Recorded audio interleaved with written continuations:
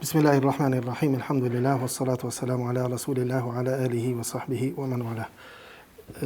Sa i përket çështjeve të abdesit, na kanë mbetë edhe disa tema ose disa çështje me trajtu, të cilat janë shumë të rëndësishme. Çështja e parë është cila është dispozita për thënien e bismillahit para abdesit ose në fillim të abdesit.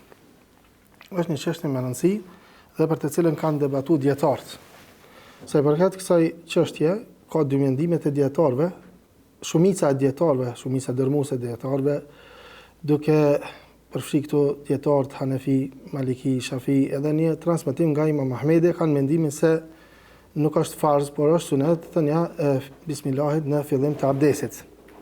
Ndërsa një transmetim tjetër Imam Ahmedit që është mëdhëbi i mëdhëbit Hanbali sot, do thonë edhe mendimi i Ishaq ibn Rahojës është se thënia bismillahit është vajib dhe abdesi nuk është i vlefshëm nëse njeriu nuk e thot bismillahin. Pastaj ka mospajtime brenda mëdhëbit Hanbali se ai njeriu i cili e harron bismillahin, nuk i kujtohet dhe ka përfunduar abdesit, a është abdesi tina në rregull apo jo? Ka mospajtime në vetë mëdhëbin Hanbali. Mirë po, fillimisht po i përmendëm këto dy mendime. Mendimi më i saktë, diku mos u zgjeru, është ai i cili është i shumicës e dietarëve që, domethënë, thënia e fjalës bismillah është sunet, nuk është farz. Dhe për këtë ka argumente të shumta prej Kuranit, prej sunetit pejgamberit sallallahu alaihi wasallam. Argument nga Kurani është fjala e Allahut azza wa jall, që në një transmetim vetë Imam Ahmedi është argumentuar me këtë fjalë të Allahut azza wa jall, çu do të vjen. Domethënë ja ayyuhalladhina amanu idha qumtum ila salati faghsilu wujuhakum wa aydiyakum ila al-marafiq. O ju të cilët keni besuar, kur të ngriteni ta falni namazin, atëherë lani fytyrat e juve duar deri mbi bryla, fërkoni kukat e juve me dorët e lagur pra, dhe lani këmbët e juve. Këtu nuk është përmendur bismillah.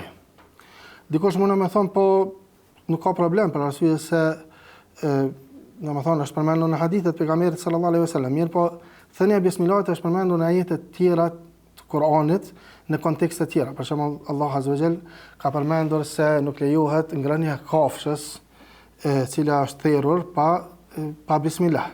Po ashtu edhe dikush i cili e gjuan bën gjueti ose me shigjet ose me pushk ose me diçka tjetër, edhe godet dikon prej kafshëve të cilat janë të lejuar të hahen dhe gjuan ato dhe fillimisht nuk e thot bismillahin, atëherë nuk është e lejuar ajo gjuha e tij, ose kur të ndërsen atëfar kafshën, për shembull qenin ose diçka tjetër për me shku me gjujt gjahën e tij, nëse nuk thot bismillah, atëherë ajo kafshë nuk është e lejuar.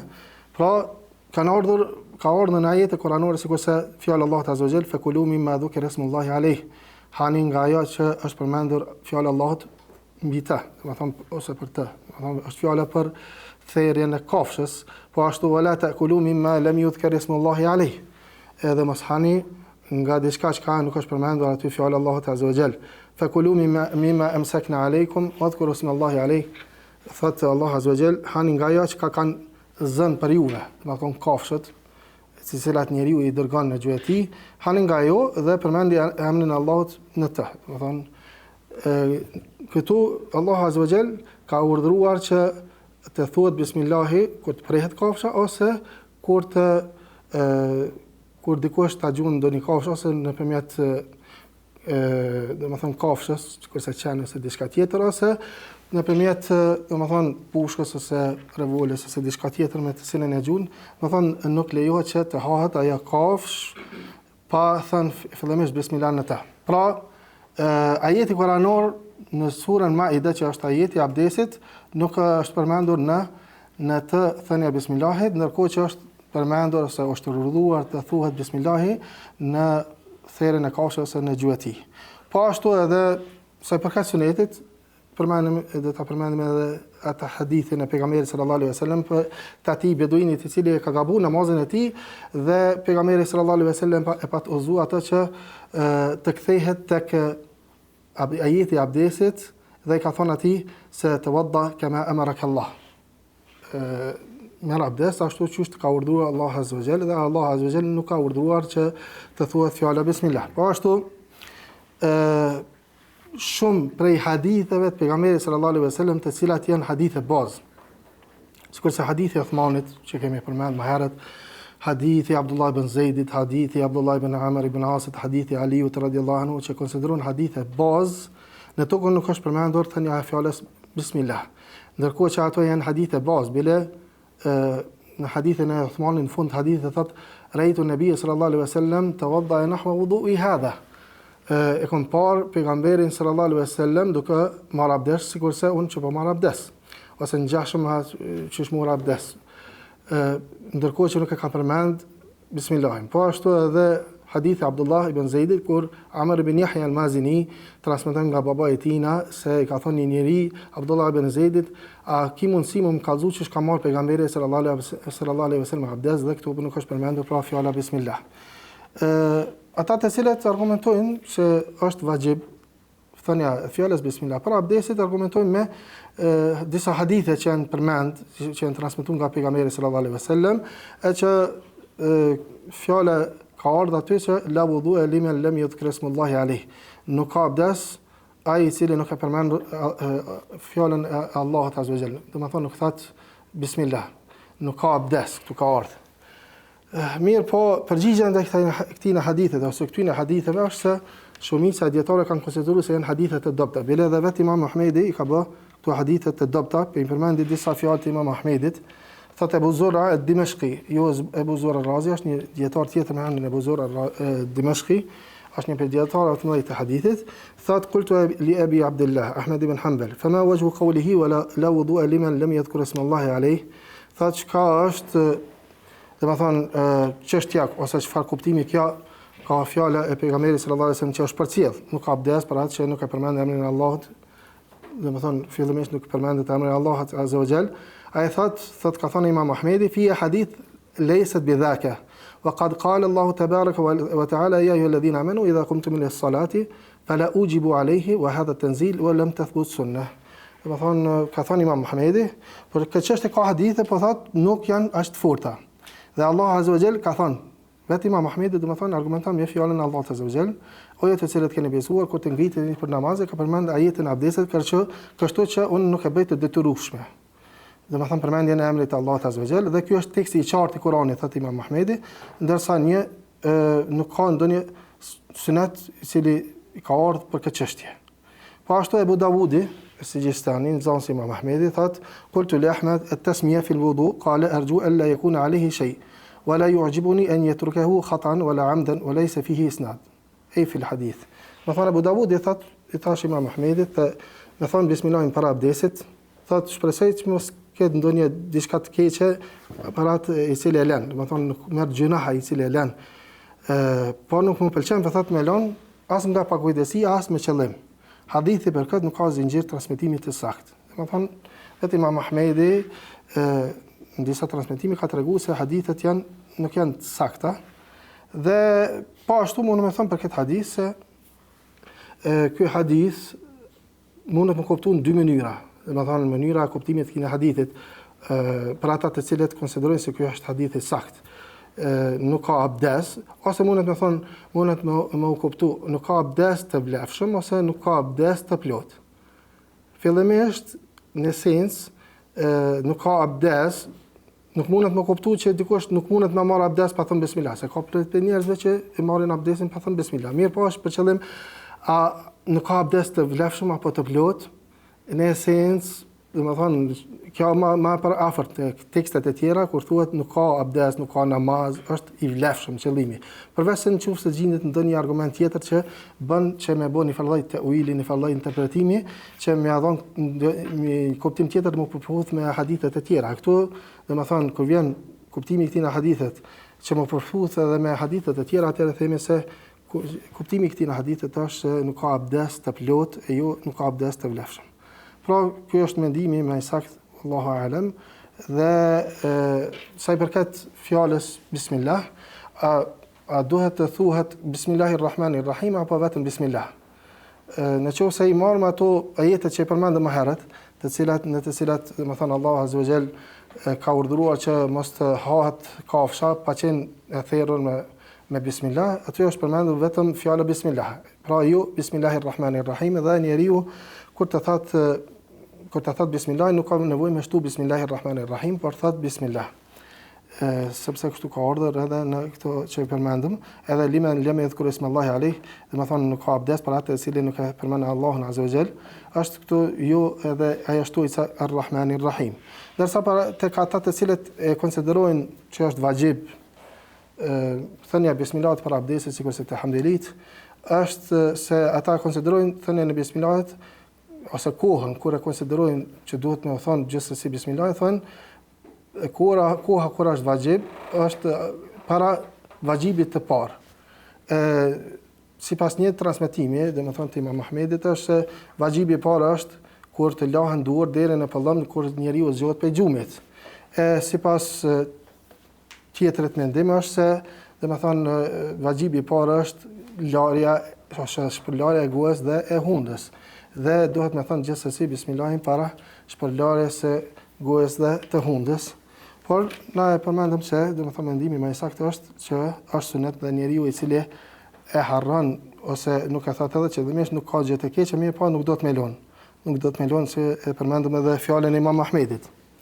Kjo është një çështje, domethënë që meritojmë u trajtu. Çështja tjetër, çështja e fërkimit të veshëve. A është vajib apo nuk është vajib? Domethënë çështja pse po nuk po themi larja së veshëve. Për arsye se në për hadithe ka ardhur fërkimi i veshëve me dorë të lagër. Nuk ka ardhur larja e veshëve. Thumma masaha bi ra'sihi wa dakhala sabahatihi fi al-udhunayh wa masaha bi ibhamihi dhahira udhunayh. Ka ardhur aty, domethënë në për tek shumica dietarëve, domethënë ose tek të gjithë veshët ju japet mes atyne e jo që ata lahen. A është obligative larja ose fërkimi i veshëve me dorë të lagër, që është për qëllim pra me fjalën mes? Edhe këtu ka mos pajtimi ndërmjet dietarëve. Shumica e dietarëve ka mendimin se fërkimi i veshëve me dorë të lagër është sunet, nuk është vajib. Këtu hyn, domethënë, tri mëdhëbet përveç mëdhëbet e Imam Ahmedit, domethënë mëdhëbi Hanefive, Malikive, Shafive, megjithëse disa prej Malikive konsiderojnë që është vajib. Mirë po, Imam Ahmedi dhe një mendim i Malikive konsiderojnë që është vajib, ndërsa shumica e mëdhëbeve kanë mendimin që është sunet. Këtu kemi disa hadithe që kanë ardhur nga pejgamberi sallallahu alaihi wasallam. Në shumicën e haditheve të pejgamberit sallallahu alaihi wasallam, të cilat konsiderohen hadithe bazë, përmendëm më herët në meselën e çështjen paraprake, kemi përmendur disa hadithe bazë, sikurse hadithi i Uthmanit radhiyallahu anhu, hadithi Abdullah ibn Zeidit, hadithi Aliut radhiyallahu anhu, në të gjitha këto hadithe nuk ka ardhur fërkimi i veshëve. Me thënë me dorë të lagër që është për qëllim meshu i veshëve. E përmendëm atë fjalën atina tabini që i ka thonë Abdullah ibn Zeidit. Abdullah ibn Zeidit ka thonë, a ki mundësi më tregu që shka marrë pejgamberi sallallahu alaihi wasallam abdes, dhe ai ka përshkruar abdesin e pejgamberit sallallahu alaihi wasallam, dhe këtu ka thonë thumma masaha bi ra'sihi. Pastaj i ka thonë mes kokës, nuk i ka përmendur meshun e veshëve. Dikush mund me thonë, po meshu i kokës në kuptu që përfshin edhe meshun e ose domethënë fërkimin e veshëve me dorë të lagër e përshkruan edhe ata, sepse veshët janë prej kokës. Mirë po vetë fakti që ky transmetues ose ky sahabi Abdullah ibn Zeidi ka përshkruar në mënyrë të detajuar se çysh i ka dhënë mes kokës. Bada bi muqaddami ra'sihi, ka thonë, domethënë ka filluar me ballukën, pastaj ka shkuar deri tek zverku, pastaj është kthyer deri tek vendi ku ka filluar, tregon se domethënë ai qëllimisht nuk ka përmendur atë fërkimin e veshëve. Po ashtu edhe hadithi i Uthmanit radhiyallahu anhu ka thonë raitu an-nabiy sallallahu alaihi wasallam tawadda nahwa wudu'i hadha. E kam pa pejgamberin sallallahu alaihi wasallam i cili ka marrë abdes ngjashëm me unë çish po marr abdes. Edhe hadithet e tjera. Ka disa hadithe në cilat është përmendur fërkimi i veshëve, sikurse te hadithi Abdullah ibn Amr ibn Asit, mirë po në këto hadithe të bazë ose në shumicën e haditheve nuk është përmend. Edhe përmendëm se që domethënë ata kanë thonë kena pa pejgamberin sallallahu alaihi wasallam kështu, ose ai që ka thonë në kallëzoj qyshe ka marrë abdes pejgamberi sallallahu alaihi wasallam, që tregon se domethënë aty nuk është përdorur, nuk është përmendur larja ose fërkimi i veshëve. Atëherë këta dietarë që thonë se fërkimi i veshëve me dorë të lagur nuk është vajib, thonë se është pak a shumë i treguam argumentet e tyre në këto hadithe, nuk është përmendur domethënë ose urdhëresa për fërkimin e veshëve me dorë të lagur, ose nuk janë përmendur fare, domethënë nuk është përmendur fare kjo domethënë fërkimi i veshëve me dorë të lagur, domethënë mesho i veshëve. Po ashtu kanë thënë se ato hadithet e tjera në të cilat janë përmendur është përmendur mesho i veshëve, në të vërtetë janë veprat pejgamberit sallallahu alaihi wasallam, janë urdhëresat pejgamberit sallallahu alaihi wasallam dhe këto domethënë bën që na me e kuptu që një vepër e tillë nuk është vajib. Ne themi që është sunet, sepse ka ardhur që do të vjen mënyra se si duhet me i dhënë mes veshëve, mirë po kanë thonë me konsideru se një vepër të tillë vajib nuk mundon me konsideru. Ndërsa ata të cilët kanë thonë se një vepër e tillë është vajib, kanë argumentuar me ajet kuranor. Me ajetin kuranor që është ajeti abdesit, ku thot Allahu azza wa jalla mesjerash, thot se wamsahu bi ru'usikum, edhe jepni mes kokave të juve. Kanë thonë veshët janë pjesë e kokës, që ka ardhur në hadith pejgamberit sallallahu alaihi wasallam, el-udhunani min ar-ra's. Do thonë veshët janë pjesë e kokës. Prandaj urdhëresa për me dhon mes kokës është në të vërtetë që i përfshin edhe urdhëresën për me dhon mes edhe veshëve. Mirë, po këto hadithe, të cilat janë el-udhunani min ar-ra's, janë hadithe të shumta.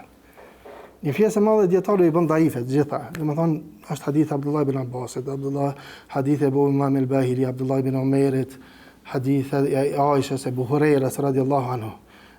Në qoftë se shikojmë, domethënë një pjesë të madhe të këtyre haditheve, në të vërtetë shumë prej këtyre haditheve kthehen tek një hadith, sepse një transmetues për shembull ka transmetuar prej disa sahabëve, sikurse Ibn Jurayji që përmendet aty, që dietarët konsiderojnë se disa prej transmetuesve nga Ibn Jurayji kanë gabuar, duke konsideruar se ato janë hadithe nga për shembull nga Aisha ose nga Ibn Abbas. Në vërtetë ato janë shumica e këtyre haditheve janë fjalë sahabëve, nuk janë hadithe nga pejgamberi sallallahu alaihi wasallam, është transmetuar nga Abdullah ibn Abbas si fjalë e tij, si fjalë e Abdullah ibn Umerit radhiyallahu anhu, si fjalë e Abu Imam al-Bahili, mirë po si hadith shumë prej dietarëve, sikurse Daraqutni që nuk kuptohet te ti, përmend se domethënë hadithi nuk është i fortë, nuk janë hadithe të forta. Prandaj ata të cilët bën këto hadithe të dobta konsiderojnë se domethënë është hadithi nuk mundet të argumentuar me ta, për arsye se domethënë janë hadithe të dobta, mbetet ajo argumentimi me ato hadithe të tjera që i përmendëm, që në shumicën e tyre nuk është përmendur fërkimi i veshëve. Dhe për këtë arsye, përmendëm që shumica e dietarëve kanë mendimin se fërkimi i veshëve me dorë të lagur, që ka kuptimin e meshut, është sunet. Do të thotë ky është mendimi më i saktë, megjithëse njeriu për më largu prej mesvetimit të dietarëve nuk do të më lën, domethënë veshët pa u fërkuar. Do gjithsesi me i fërku edhe me dhon mes atyre, për arsye se khilafi ose mospajtimi ndërmjet dietarëve me të vërtetë është i fortë. Por duke konsideruar ato hadithe që janë domethënë të daife, që një pjesë e madhe ka për dietarë që kanë konsideruar që janë sahiha.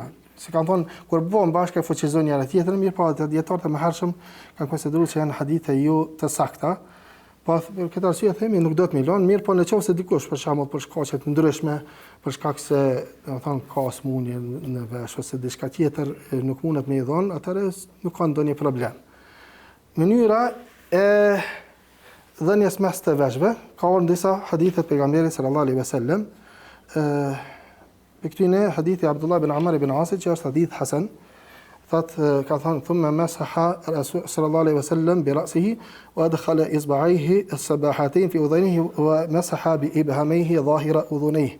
Transmeton Abu Dawud dhe Nasai këtë hadith nga Abdullah ibn Amr ibn As, i cili ka përshkruar abdesin e pejgamberit sallallahu alaihi wasallam, thot pastaj pejgamberi sallallahu alaihi wasallam i dha mes kokës së tij dhe i futi dy gishta tregues në veshët e tij dhe pastaj me gishtat e mëdhej, domethënë i fërkoi pjesën e jashtme të veshëve.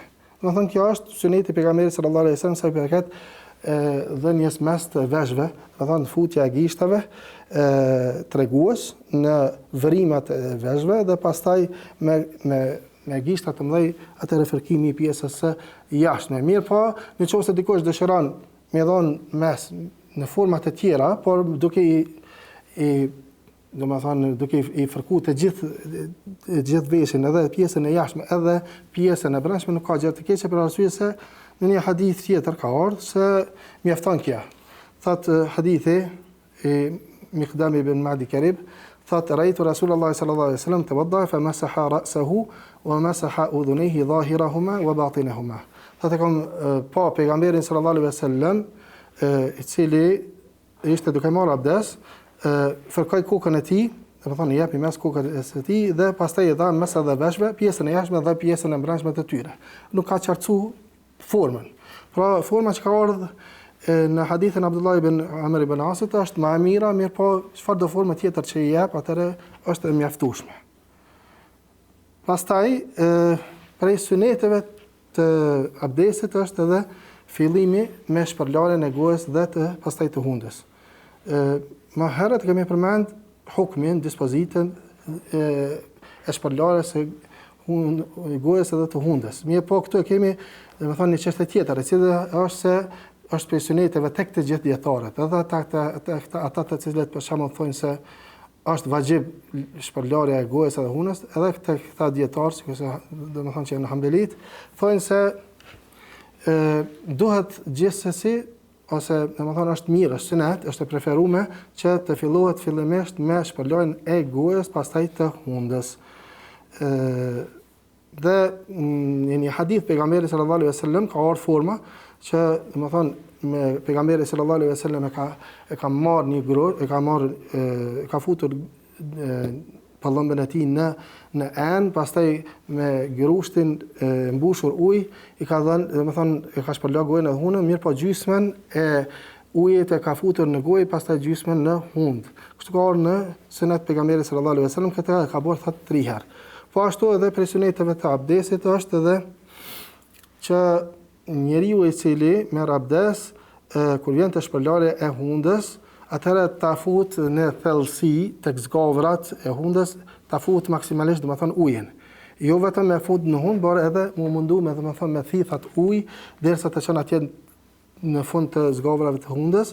Për arsye se në hadithin e Laqit ibn Sabira, pejgamberi sallallahu alaihi wasallam ka thënë Laqit ibn Sabira, "Wa baligh fil istinshaq illa an takuna sa'ima", dhe i ka thënë mundohu që ta thithësh, domethënë ujin nëpërmjet hundës deri në fund, përveç se nëse je agjërueshëm, sepse njeriu kur është agjërueshëm rrezikon me prish agjërimin e tij, sepse edhe kjo hunda, domethënë e ka një vrim ose një kanal i cili pastaj bashkohet me fytin edhe uji pastaj shkon në ezofag dhe pastaj vazhdon atje për të shkuar në lukth, që domethënë uji përsëri kthehet. E njeriu i cili e thith shumë, domethënë dhe të pran në thithjen e ujit, është rrezik që uji të shkon pa dëshirën e tij dhe të depërton pastaj në fyt edhe shkon në lukth. E që kjo e prish abdesin. Pra, kjo është një hadith e pejgamberit sallallahu alaihi wasallam, dhe dietarët e këtij hadithi të kanë marrë një rregull ose kanë nxjerrë një rregull shumë të rëndësishme që njeriu të mundet me hyj në jetë të përditshme. Thonë dietarët se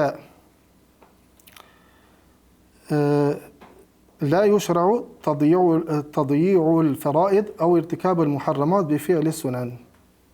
Shumë njerëz sot i gabojnë kur në emër të sunetit, ose duke bërë sunete, ose hinë në bërjen e gjërave të ndaluara, ose i lënë obligimet. Në këtë rast, domethënë duke bërë sunetin, kjo hadith e pejgamberit alayhis salam, kuptimi i këtij është se ti, domethënë është sunet që me thith ujin edhe me çu deri në fund atje, mirë po në kur është agjërueshëm rrezikon me prish agjërimin. Që domethënë pejgamberi alayhis salam ka thonë leje kur je agjërueshëm, sepse rrezikon agjërimin tënd, që domethënë suneti lihet atëherë kur rrezikon me u bë harami për shembull, ose kur rrezikon me lënë ndonjë vajib. E kjo ka raste të shumta që hyn njerit në punë, për shembull, nga një herë njerëzit duke u marrë shumë ose duke kapur shumë pas në sunetin, ndoshta mundë me shkaktu përçarje tek njerëzit e tjerë, mundë me shkaktu ndonjë përçarje edhe largim të zemrave, nëse arrihet kjo shkaktimi i përçarjes, atëherë gjë e tillë është haram. Ndërsa bërja e sunetit është, domethënë, sunet mustahab. Atëherë në kësi raste lihet. Për shembull, bërja e sunetit qoftë në gjatë taravive ose gjatë tek dikush, për shembull shkon tek dikush i cili ndoshta mundet më bë ndonjë fitnë e madhe për shkak të ndoshta edhe të ngritjes së durve ose diçka të ngjashme, atëherë themi nëse për më shkaktohet fitnë, është rreziku, atëherë lihet suneti, për arsye se është rreziku që me hi në haram. Me hi në haram, në këtë rast domethënë më përçar njerëzit edhe me kalu, domethënë, ose me lënë ndonjë vajxhib. Kjo është domethënë rregull e përgjithshme që mundë me nxjerr edhe kanë përmend dietarët edhe cila hin njerëzve në jetën e tyre të përditshme. Pastaj për suneteve të tjera, që kanë përmend dietarë është tek disa ose tek shumica dietarëve është më herë kur kemi fol për mjekrën, kemi thënë se mjekra mund të kenë dy lloje, mjekër e shpeshtë dhe mjekër e rrallë. Tek mjekra e rrallë është obligueshme që njeriu të lanë edhe mjekrën, edhe pjesën e brendshme të saj, edhe lëkurën, sepse domethënë me këtë njeriu përballet me njerëzit, edhe shihet ajo. Atëherë ka për detyrë me lakët jo vetëm me dhon mes ose me u mjaftu me pjesën e jashtme. Pra kur është mjekra e rrallë, atëherë lahet ajo mjekër edhe lahet lëkura. Mirë po nëse është mjekra e shpeshtë, atëherë është për sunetit pejgamberit sallallahu alaihi wasallam që ta fut dorën e lahur dhe pastaj ta fut ujin ato vrimat ose pjesët zbrazirat mes shimeve të mjekrës apo jo. Ka një hadith nga pejgamberi sallallahu alaihi wasallam nga Uthmani radhiyallahu anhu anna nabiy sallallahu alaihi wasallam kana yukhallilu lihiyatahu fi al-wudu'i, domethënë pejgamberi sallallahu alaihi wasallam e ka bërë takhlil lihjen, e ka bërë takhlil mjekrën, që domethënë e ka futur gishtat e tij tek mjekra e dendur që ka pas pejgamberi sallallahu alaihi wasallam gjatë abdesit, duke munduar që ta fut ujin në mjekër. Mirë po, ky hadith i Uthmanit radhiyallahu anhu është daif, nuk është hadith i saktë. Për këtë arsye disa dietarë kanë thënë nuk ka diçka ndonjë hadith të saktë në këtë çështje. Por disa dietarë konsiderojnë se nuk ka gjë të keqe, ndoshta duke mbështetur në fjalë të sahabëve të pejgamberit sallallahu alaihi wasallam. Për shembull, thotë Abu Davudi, thotë e kon thënë Imam Ahmedi takhlilu lihya, që kjo mesela, domethënë e fut ujin nëpërmjet gishtrimeve në mjekër, thotë le ta vepron ata. Ka thënë قد روي فيه حديث ليس يثبت فيه حديث عن النبي صلى الله عليه وسلم. Megjithëse Imam Ahmedi thotë se nuk ka hadithe të sakta për këtë çështje, mirë thotë le ta vepron. Ndoshta është mbështetur se ka marrë parasysh disa fjalë sahabëve të pejgamberit alayhis salam, për këtë arsye disa dietarë thonë se nuk e bën këto vazhdimisht. Domethënë se hadithet janë dhaife, ndoshta ndonjë veprim ndonjë sahabi, mirë po nuk është mirë që ta vepron këto vazhdimisht. Po ashtu është obligative ose për suneteve të abdesit është që njeriu, domethënë, me fut ujin ndërmjet gishtrimeve. Me fut ujin ndërmjet gishtrimeve, sepse ka mundësi që të ekzistojnë disa pjesë këtu ose disa vrima ose diçka që domethënë ka mundësi që mos me përshku uji, atëherë themi se njeriu duhet kujdeset që uji të përshkruan lëkurën e njeriut dhe të përshkruan ato gjymtyrët e abdesit të tij, dhe në mesin e këtyre është domethënë me fut ujin ndërmjet gishtave, të këmbës edhe të dorës. Kjo është sunet e pejgamberit sallallahu alaihi wasallam. Mundet me kon vajxhib në raste të caktuara, për shembull kur ka pakës ujë ose kur ka diçka që pengon përçimin e ujit tek lëkura, depërtimin e ujit tek lëkura, që do të vjen. Mirë po, fillimisht themi se është sunet, sepse në hadithin e Laqit ibn Sabira, pejgamberi sallallahu alaihi wasallam ka thënë Laqit ibn Sabira dhe wa khallil bayna al-asabi', dhe futa ujin ndërmjet gishtave. Kujdesu, domethënë që ta futesh ujin ndërmjet gishtave, laj mirë gishtat e dorës, duke futur ujin ndërmjet atyre gishtave. Mirë po thamë, në raste caktuar kjo mund me kon vajib. Mund me kon vajib, po ashtu edhe fërkimi, që në arabisht i thonë delk, mund në disa raste me kon vajib.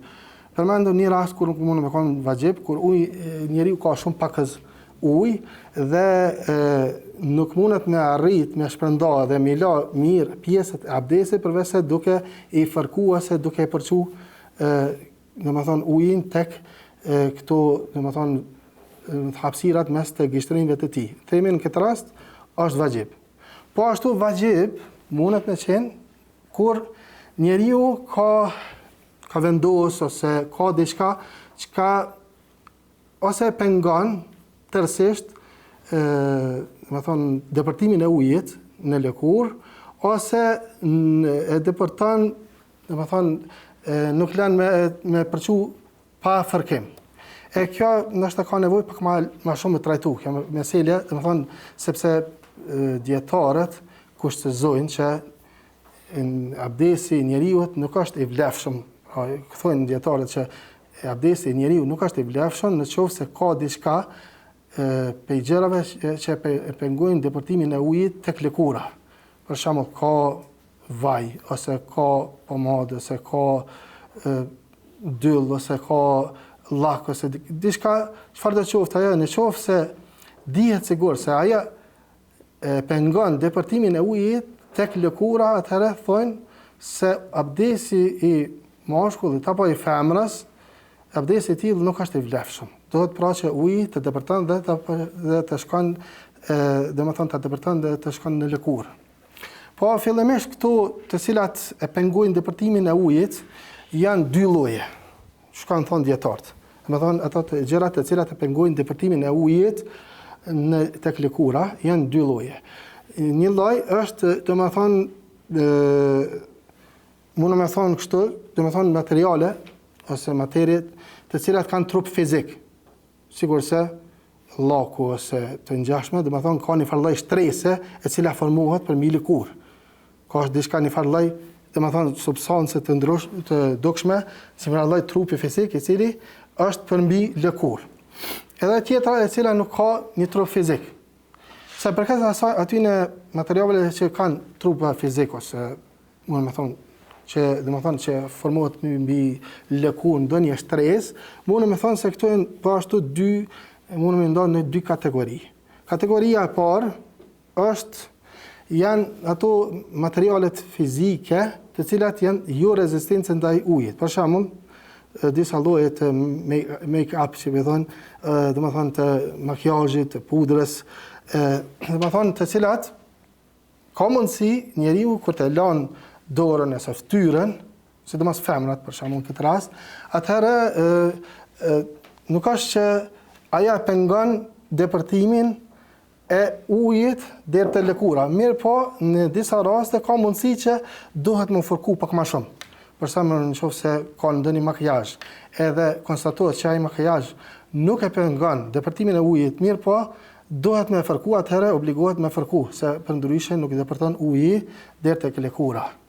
Mirë po nëse është për atina materialit që e pengon depërtimin e ujit, atëherë themi se abdesi i filanit ose i fistikës, domethënë nuk është i vlefshëm pa e larguar stres që është formuar si një farë trupi fizik, si një farë lloj strese, sikurse manikyret e ndryshme, domethënë ato të cilat për shembull përdoren ato për me lyë thojt e tyne ose ndoshta edhe i lloje të ndryshme të ngjyrave, të bojrave që i përdoren njerëzit se cilët lyjnë, domethënë lyjnë shtëpiat ose të cilat janë ngjyra të cilat nuk hiqen. Themi se gjithsesi duhet me përdor diçka e cili e largon atë llak ose atë farë boje ose atë farë strese ose ndoshta gjendet një farë lloj masti, një farë lloj masti i cili me të vërtetë është shumë i ndryshëm që e pengon depërtimin e ujit. Atëherë themi duhet më pastruar gjithsesi për me qenë i sigurt që njeriu me qenë i depërtueshëm uji i abdesit tek lëkura e tij.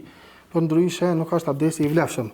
Edhe e dyta, domethënë kjo është sa i përket materialeve të cilat kanë trup fizik që formojnë një farë lloj strese. Domethënë ato stresa thamë, unë me kanë dy lloje, stresa të cilat nuk janë, domethënë mundet uji me depërtu, Mirë po, nga njëherë nevojitet pak më shumë vetëm një fërkim, atëherë duhet gjithsesi ky fërkim të bëhet në mënyrë që të depërtohet uji deri tek lëkura. Edhe dyta, ato shtresat të cilat për me konstatuohet se e pengojnë ujin ose pengojnë depërtimin e ujit deri në lëkurë, atëherë themi gjithsesi duhet të përdoren materiale të ndryshme që me largua shtresë dhe në mënyrë që abdesti ose edhe gusli të jetë i vlefshëm. Edhe lloji i dytë është kur domethënë janë materiale që nuk janë që formojnë shtresë. Për shembull, janë disa lloje të vajrave ose për shembull lloje të vajrave ose të yndyrave, të cilat janë pak më të lehta, të cilat ndoshta kur bijnë në lëkurë ato përthithen, thith lëkura dhe nuk shkaktohet aty ndonjë shtresë e cila pengon depërtimin e ujit tek lëkura. Atëherë themi në këto raste, atëherë mjaftohet njeriu vetëm me marrjen e abdes dhe nuk mjafton as me fërku më shumë ose edhe mos me nuk nevojitet që me largu atë farë shtrese ose ato substanca. Për arsye se trupi ose lëkura e thith dhe depërton ujit tek lëkura. Këto ishin disa prej suneteve të abdestit. Ka dhe disa gjëra të tjera, mirë po mjaftohemi me kaq. Wa sallallahu alaihi wa sallam ala nabina Muhammad wa ala alihi wa sahbihi ajma'in.